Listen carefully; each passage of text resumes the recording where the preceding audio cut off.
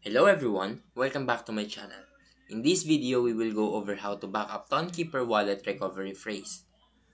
And the first thing we need to do is open our TonKeeper app.